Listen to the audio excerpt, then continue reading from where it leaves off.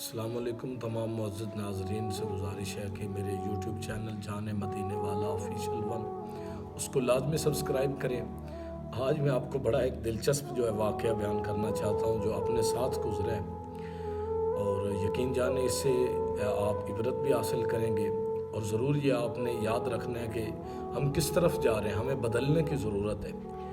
سوچئے گا، میں ایک جگہ پہ ناشتہ کرنے کے لیے ایک پوائنٹ پہ رکا، اور ساتھ میں میری فیملی تھی۔ ہم بیٹھے، ہم نے ناشتہ کیا، اور سامنے ہم دیکھتے ہیں کہ ہمارے ایک بچہ بیٹھا ہے جس کی عمر تقریباً 7 سے 8 سال ہے، اور اس نے ایک چیز کا ہاتھ میں پیکٹ پکڑا ہوا ہے بیچنے کے لیے۔ تو ہم حیران ہوئے کہ یہ بچہ ناشتہ یہاں پہ پوائنٹ پہ کر رہا ہے، شاید اس کو گھر میں روٹی نہیں ملی، یا اس کے والدین بھی زندہ ہیں یا نہیں۔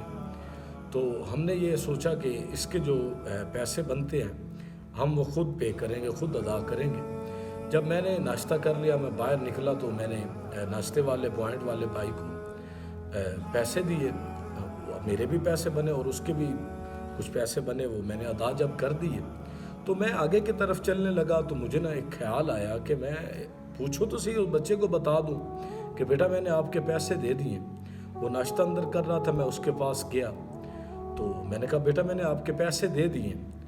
اس نے کہا چاچو میں نے بھی پیسے دے دیے، اور میں بڑا حیرت زدہ ہوا کہ یہ کیا ہوا کہ اس نے بھی پیسے دے دیے، اس ریڈی والے نے مجھ سے بھی پیسے لے لیے۔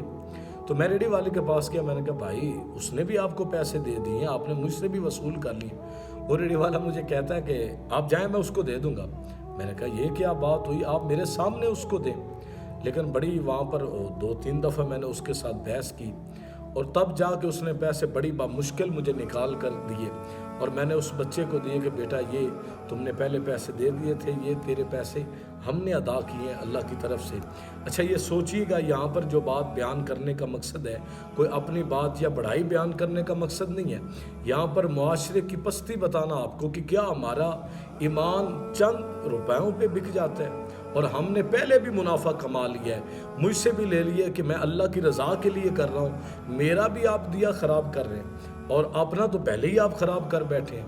کوشش کریں، یہ جو دنیا باقی ہے نا، اس میں اچھے لوگ بھی موجود ہیں اور برے بھی موجود ہیں۔ کوشش کریں جو آپ کسی کی خدمت کریں، کسی کو حق دیں، تو وہ کوشش کریں کہ حقدار تک لازمی پہنچنا چاہیے۔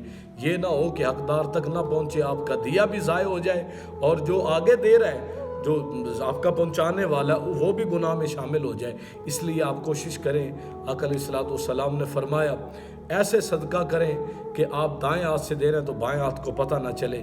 اس لیے کوشش کریں کہ معاشرے میں ایسے لوگوں کی حوصلہ شکنی کریں اور لوگوں کی مدد کریں۔ اللہ پاک عمل کی توفیق عطا فرمائے۔